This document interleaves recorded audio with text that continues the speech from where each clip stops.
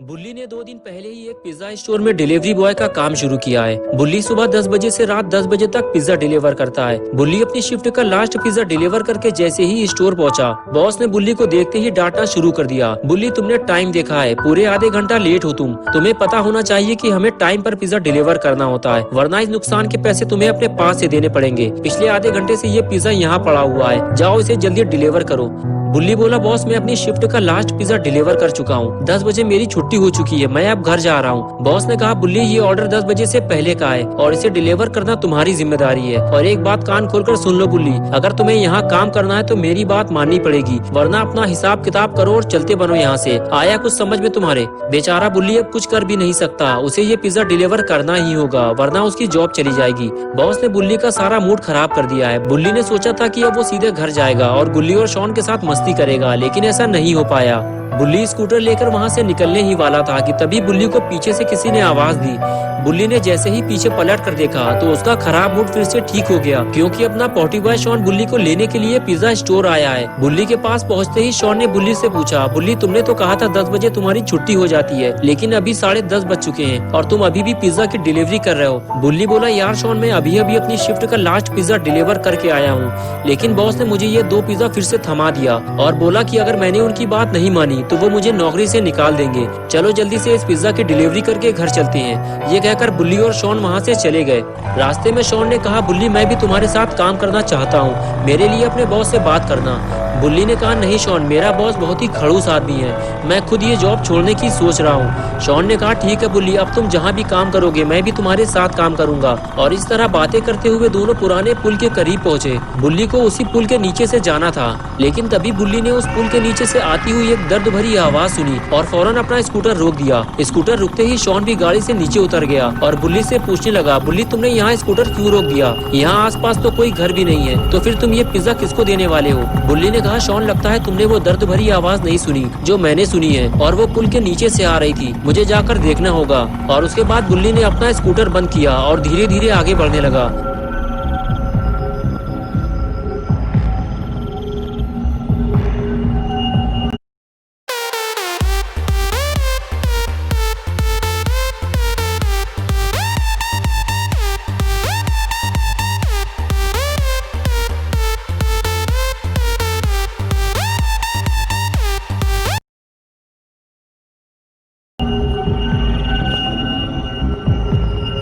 Shawn ने बुल्ली से कहा, रुक जाओ बुल्ली, आगे मत जाना, मुझे वहाँ कुछ गड़बड़ लग रही है, मुझे तो ये समझ में नहीं आ रहा कि वहाँ इतना अंधेरा क्यों है। बुल्ली बोला, चुप हो जाओ शॉन, उस पुल के नीचे कोई है, चिल्लाओ मत वरना लेने के देने पड़ जाएंगे। शॉन बोला, मुझे लगता है वहाँ की लाइटें किसी ने जानबूझकर बंद की हैं।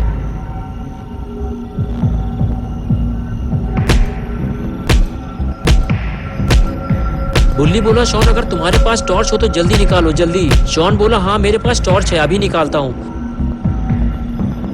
बुल्ली, ये रही टॉर्च, बताओ अब इसका क्या करना है? बुल्ली बोला, टॉर्च सामने मारो शॉन, वहाँ पे कोई खड़ा हुआ है। शॉन ने जैसे ही टॉर्च मारी दोनों के होश उड़ गए।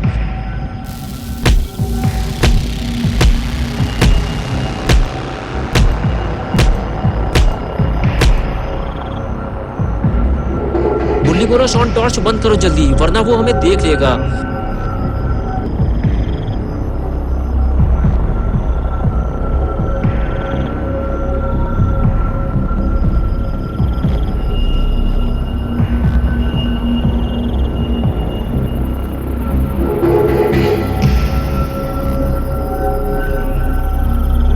खूनी पी के वहाँ से जाते ही बुल्ली ने शॉन से कहा, शॉन कूदो जल्दी और निकलो यहाँ से। एक एक करके दोनों नीचे कूदे और वहाँ से जाने लगे। दोनों को इस बात का डर था कि खूनी पीक कभी भी वापस आ सकता है, लेकिन तभी चलते चलते अचानक शॉन रुक गया और टॉर्च मार के कुछ देखने लगा। शॉन के सामने खून से सनी हुई एक बोरी पड़ी थी और उसके अंदर जो भी था वो अब मर चुका था। तभी चलते चलते बुल्ली ने पीछे मुड़कर देखा तो शॉन उससे काफी दूर खड़ा था। बुल्ली बोला, शॉन वहाँ क्या कर रहे हो तुम? तुम्हारा दिमाग तो ठीक है ना? शॉन बोला, बुल्ली खूनी पिग ने किसी को बोरी में बंद करके मार दिया है, हमें जल्दी घर वापस चलना चाहिए। बुल्ली ने कहा, शॉन हम वापस घर नहीं जा सकते, आज की रात हमें कहीं और गुजारनी पड़ेगी, सुबह होते ही हम यहाँ से निकल जाएंगे। कुछ दूर चलने के बाद बुल्ली और शॉन को एक घर दिखाई दिया जो कि काफी बड़ा था। उस घर की लाइट भी चालू थी, यानी कि उस घर में कोई न कोई तो रहता जरूर होगा। शॉन ने बुल्ली से कहा, बुल्ली हमारी जान बच सकती है अगर आज की रात हमें इस घर में रुकने का मौका मिल जाए तो। बुल्ली ने कहा, मुझे नहीं लगता कोई हमें जाने पहचाने बिना अपने घर में रात गुजारने देगा। हमारे आसपास कोई है शॉन, हमें ये काम जल्दी करना होगा। शॉन बोला, मुझे लगता है आज की रात हम दोनों मरने वाले हैं बुल्ली। हमारे पास खूनी पिग से लड़ने के लिए कोई हथियार भी नहीं है। और फिर दोनों बातें करते हुए घर के दरवाजे तक पहुंचे और दरवाजा पीटने लगे।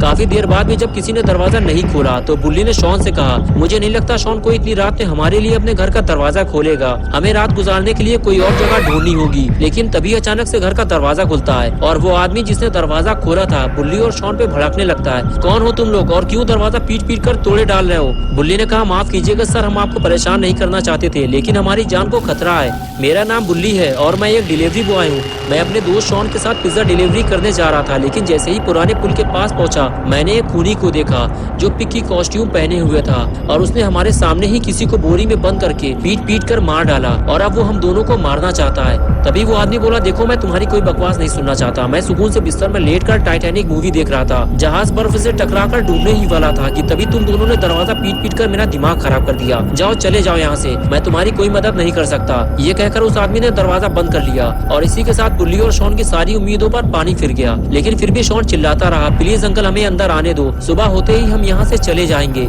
बुल्ली ने कहा, रहने दो शॉन, मत चिल्लाओ, हमें छुपने की कोई और जगह ढूंढनी होगी। और उसके बाद दोनों छुपने की नई जगह ढूंढने चल दिए।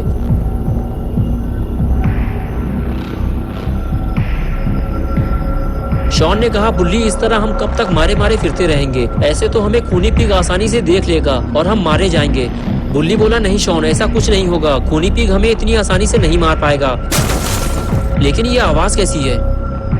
शॉन बोला, बुल्ली लगता है खूनी पिग आ गया है, ये किसी के कूदने की आवाज थी। बुल्ली ने कहा, शॉन चलो यहाँ से, हमें यहाँ से हटना होगा, आओ मेरे पीछे। ये कहकर बुल्ली आगे चला गया और शॉन उसके पीछे पीछे।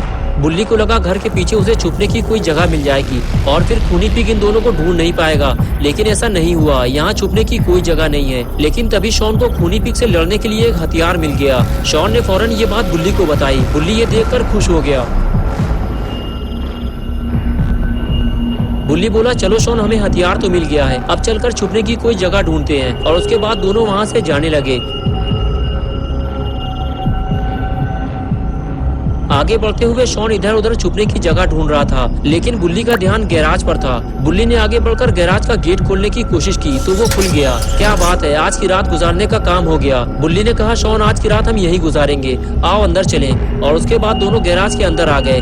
बुल्ली ने जल्दी से गेट बंद किया और दोनों सुकून से बैठकर बातें करने लगे। धीरे धीरे दोनों का डर अब खत्म होने लगा था। लेकिन कुछ ही देर गुजरी थी कि तभी शॉन ने गेट के नीचे एक परछाई देखी और समझ गया आज कोई ना कोई तो मरने वाला है।